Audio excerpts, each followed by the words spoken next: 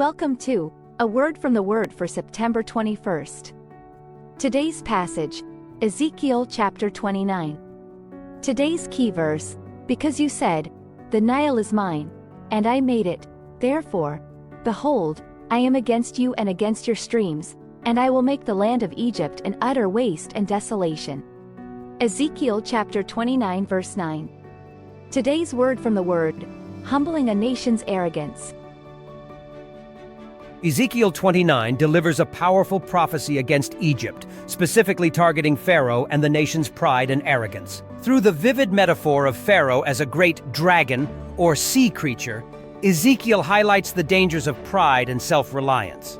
Egypt, with its worldly power and confidence, boasted in its own might rather than acknowledging the supremacy of Yahweh. The Lord, speaking through the prophet Ezekiel, objects to Pharaoh's arrogance and self-assertions. The imagery of the Nile River sea creature, symbolizing Egypt's power and prosperity, vividly portrays God's intention to humble the proud and exalt the humble.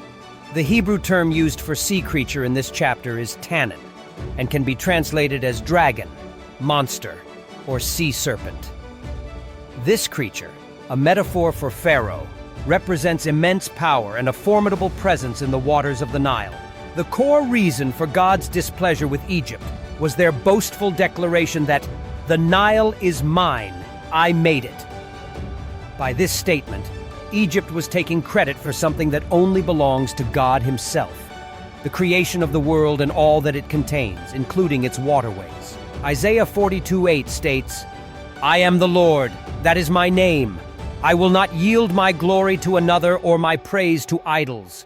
God's glory is intrinsic to His nature and cannot be compromised or shared with any other entity. In the case of Egypt, its Pharaoh and people exalted themselves in their power and achievements, attributing their success to their own prowess rather than acknowledging God's providence and sovereignty. This prideful attitude ultimately led to their downfall and served as a testament to God's supremacy over all nations. As followers of Christ, we are called to recognize and submit to the sovereignty and supremacy of God in all aspects of our lives. In our journey of faith, we are challenged to examine our own hearts, rooting out even the slightest inclination to take credit or glory for ourselves.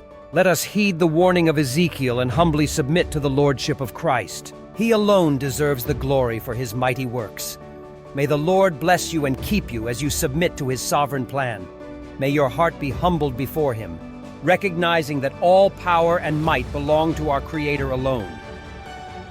Thanks for joining us for today's Word from the Word. Please take a moment to like, subscribe, and hit that notifications bell